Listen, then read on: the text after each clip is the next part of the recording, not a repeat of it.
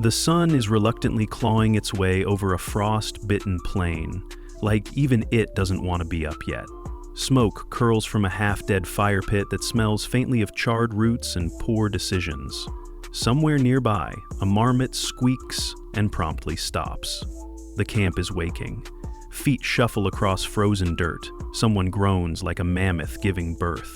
Someone coughs like their lungs are filing for retirement, and someone clears their throat with the flair of a caveman auditioning for Neanderthal, the musical. You are not wearing pants, because pants haven't been invented. You're wrapped in a crusty mammoth hedge that smells like wet fungus and something that definitely died in it. Your nose is dripping, or frozen. Your body feels like it lost a fight with a boulder. Your head is mush. Your joints are made of betrayal, and someone's yelling about joining the hunting party. You blink, you snort, you go limp like a fallen tree, because today, you're not feeling it. The question is, are you genuinely sick, or just creatively unmotivated? And the real mystery, did cavemen ever fake being sick to dodge their brutal to-do list? Let's get one thing straight. Hunting in the Paleolithic era wasn't a jog with a granola bar and a playlist. No earbuds, no smoothies, no compression leggings. Just chaos, fear, and the pungent sweat of regret. You weren't jogging, you were sprinting. Through underbrush, across mud, dodging roots and things you hoped weren't dung. You were chasing confused, oversized beasts with a pointy stick you carved from rock. And rage. No safety protocols, no backup plans. If your spear broke, congratulations, you were now just a person, aggressively pointing at your own death. You could spend 8 hours stalking an animal that bolted the second it smelled you. 8 hours crouched in cold grass, sneaking behind trees, getting slapped by branches, whisper yelling at grog to stop stepping on twigs. You'd launch your spear like a hero, only to miss by a mile or hit something vital, and still watch your target sprint away like a panic-punctured train.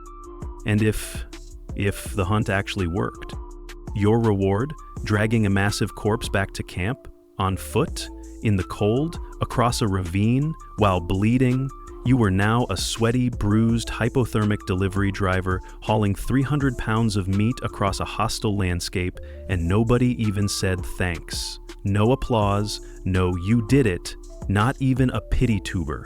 You were a prehistoric DoorDasher with no tip, no GPS, and one shoulder quietly quitting. So yes, if someone woke up with a sore throat, a suspicious cough, or just an existential ache in their soul at the thought of chasing a wild boar through thorny bushes, they might have thought, what if I just didn't? And honestly, who could blame them? But here's the rub. You couldn't just say you weren't feeling well. No thermometers, no remote work, no HR sending get well soon vibes, no emojis, no PTO carved into your rock tablet. I'm sick could mean anything from my stomach's weird to I'm being mauled by a badger. No scale, no diagnostics, you had to perform your symptoms like your spine depended on it. Unless you were hacking, bleeding, or mid-mauling, people assumed you were fine, and if you weren't, you had to act. Everyone was tired, sore, infested. Sympathy was rationed like firewood. The bar for staying behind was between missing a limb and currently on fire. So if you dared to skip the hunt, wrapped in furs, sipping sketchy broth, you had to commit. You weren't just sick, you were sick the performance. Symptoms a Paleolithic freeloader might fake? Coughing, limping, risky fever, tough sell, stomachache, classic, double over and groan like you gave birth to a porcupine. But the true art was timing. Too many sick days and the tribe side-eyes you during mammoth season. Too few and you're spearing a caribou with one working shoulder. It was performance management before performance reviews. Picture it. The tribe stirs before sunrise. Spears sharpen. Fire crackles. The hunting party gathers. And you? You emerge slowly from your pile of itchy leaves, wrapped in every scrap of fur like a prehistoric burrito. You squint, cough, once, then louder, you groan like you've seen things like winter and mammoths. Someone hands you a root. This is a test. Chew it, Fraud. Wave it off, eyes full of resolve? That's acting. You cough. Sniffle. Wipe your nose with a questionably clean leaf. Then mutter. I don't think I can make the hunt today. Silence. The fire pops. All eyes on the shaman. Tribal, HR.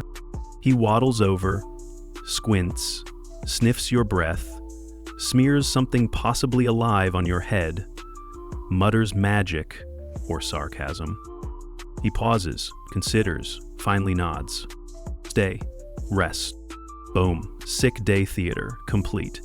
You're now wrapped in pelts, sipping root water, pretending not to hear elk noises. You, friend, are a legend. Faking illness wasn't groaning. It was art, method acting. You became one with the sacred energy of absolutely not today. Ash under the eyes, dirt for flair, berry juice around the mouth, contagious and possibly cursed. Need extra commitment? Mystery mushroom, might hallucinate your hand as a squirrel, immersive theater. Some went down in history. Grook? 6 missed hunts, claimed his lungs held sorrow spirits, sounded like a haunted raccoon gargling soup, almost held a funeral. Next day, wants marrow stew. Iconic. Much like Crook became legend, especially when sneezes got too dramatic. Let's be honest, some excuses were creative writing. The mammoth said I'd die today. The wind spirits assigned me to rock duty. I dislocated my spleen again, spiritually serious. No written records, but proof of imagination. If someone carved a horse from tusk, they could fake a sore throat. And this wasn't laziness, it might have been strategy. Ancient humans weren't fools. Dragging the sick into hunts risked everyone. Dizzy from dehydration? Congrats. You're the appetizer. Sometimes the best move was no move. Not hunting wasn't selfish, it was smart. Paleolithic risk management, choosing not to become saber-toothed confetti, early boundary setting, except instead of posting about it, you whispered by the fire, "My bones are cursed today." Sometimes staying back was wisdom. Everyone played a role. Some hunted, some gathered, some carved, some yelled at hyenas. And some were very persuasive when spears came out, and then there were those people, the overachievers, the never sick. The tribe's go-gutters. Rain, snow, saber-tooth alert, didn't matter. They were up before dawn, already stretching, already oiling their spear tips, with something made from boiled lichen and ambition. They made their own tools, labeled them like prehistoric perfectionists. Property of Tharn, please return to rock. They had routines, and routines for those routines. They probably meal prepped their roots. While you were near the fire, hobbling slightly and muttering about emotional joint pain, Tharn was out there dragging half a bison home with one arm and asking if anyone wanted leftovers, and he smiled while doing it. But even Tharn had limits. Even the fiercest hunter eventually pulled a groin muscle or took a tusk to the ribs. And when he finally sat down, clutching his side and mumbling something about the spirits whispering inside my kidney, the tribe didn't mock him. They nodded, handed him broth, told him to rest, because deep down, they all understood the truth. Sometimes, the most heroic thing you can do is not die chasing an angry moose with a twig. Sooner or later, even the toughest tripped over a tree root, got kicked by an antelope, or just stared at a pine cone for an hour, whispering, "I can't do this today." Even the elite, the rock stars of the hunting circuit, the walking biceps named Tharn or Blurk, had days when they wrapped themselves in a crusty fur blanket and drank hot root broth while quietly reevaluating their entire life path. Resilience was noble, rest was non-negotiable. And yes, there was always gossip. Did you see Darn? Sick again. 3rd hunt this week. She was dancing around the fire last night. Her limp switch legs. She's not sick. She's improvising. Let's be real, human nature hasn't changed that much. Campfire gossip was just prehistoric slack, low-tech high drama, and most active after dark. Word spread fast when someone developed swamp lung right when the wind shifted. Skip too many hunts and suddenly you're blamed for the burned meat, the smoky fire, or grog licking a poisonous frog. People remembered. People whispered, not loud enough to start a fight, just loud enough for you to hear while sipping your guilt-flavored broth. But here's what's wild. Archaeologists have uncovered Paleolithic skeletons with healed fractures, twisted spines, signs of long-term disease. People who logically shouldn't have survived. And yet they did. Why? Because someone fed them, carried them, kept them from being trampled by mammoths or forgotten during migration. Someone shared warmth, patched wounds, slowed down. They didn't survive by accident. They were kept alive on purpose. Empathy isn't modern. It didn't arrive with therapy podcasts or HR. It was there from the start, around the fire, passed with a roasted root and half a blanket. So were sick days. Maybe you had a fever, maybe just dread and a stiff back. Either way, the tribe made room. Survival wasn't just brute force, it was collective care. Sitting one out wasn't weakness, it was part of the system. A strategy, lined with mammoth fur. Fast forward 40,000 years. You're in a hoodie, under 3 blankets, typing an email. Hey, feeling under the weather, gonna rest and circle back tomorrow. You cough, not because you have to, just for atmosphere. You wrap yourself tighter, click on a documentary about Ice Age predators, whisper, research to no one. Decide this counts as productivity, same instinct, new tools, better snacks. Let's talk burnout. You've been dragging mammoths since your first molar. Your club's cracked, your back's been on fire since the last equinox, your joints sound like a fire pit when you stand.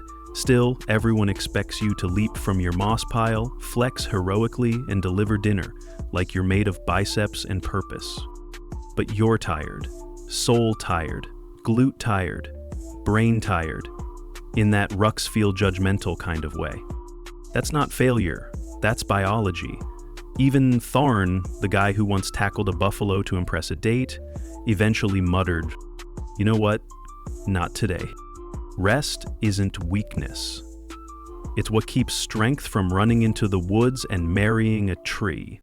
So whether you're wrapped in furs or a weighted blanket with herbal tea and Wi-Fi, remember, you're not lazy. You're Paleolithic compliant.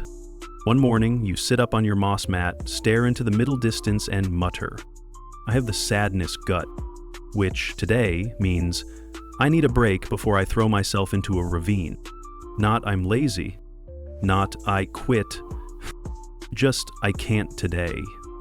Even if they didn't have a word for burnout, Paleolithic people knew the look, the 1,000-yard stare, the slouch that said, "My soul weighs 50 pounds." That long exhale toward the fire, like it might give you advice. The way you didn't even flinch when a spark landed on your thigh, you just blinked and accepted it. And sometimes, they let you stay. So what did staying back look like? You stayed warm, sipped weak root broth like it was gold, maybe half-heartedly mended a pouch, told stories, mostly exaggerated, flirted with someone also too unwell to hunt. You exchanged knowing looks. No one said it, but you were both starring in a drama called "Oh No, My Stomach Spirits." Then the hunters returned, soaked, bruised, smelling like wet mammoth, and carrying nothing but regret. "Ah," you'd say, smirking slightly, "if only I'd been strong enough to join." Cue eye rolls. But deep down, they got it. Because sometimes you just really don't want to sprint uphill for 5 hours in sleet, chasing an elk that's faster, angrier, and very uninterested in becoming dinner, especially when your knee clicks like a cave door hinge. So, did cavemen ever fake being sick to skip hunting? Of course they did. They weren't productivity bots. They were human, tired, overwhelmed, occasionally dramatic, and when the question of the day was, do I risk being gored by a tusk-wielding refrigerator with hooves? Sometimes the answer was, I think I have the throat thing. Delivered with a raspy voice, mournful squint, and theatrical shoulder slump. That right there might have been the first recorded act of self-care. We're descended from people who knew when to push and when to burrito themselves in fur and say nope. They didn't survive just by charging into danger. They survived by knowing when to nap, when to opt out, when to lie dramatically by the fire and fake a cough, because sometimes it kind of mattered. And today, you're wrapped in a hoodie, you send an email, "Hey, not feeling great, gonna rest today and check in tomorrow." You cough, not for anyone, just for the ambience. You light a candle, open a documentary, whisper research, pull the blanket tighter like it's your modern mammoth pelt. Same instincts, new tools, better snacks. Because even the legendary ones had off days. Even Tharn the Mighty occasionally sat down, rubbed his temples and whispered, "The elk can run free today." And that wasn't failure, that was intelligence. So next time you're staring at your laptop, your inbox, your list of life responsibilities, deciding between charging into chaos or sipping soup in a robe, remember this. You are not lazy. You are evolving properly. You are honoring the great unspoken tradition of ancient self-preservation. The ritual of the fake cough. The sacred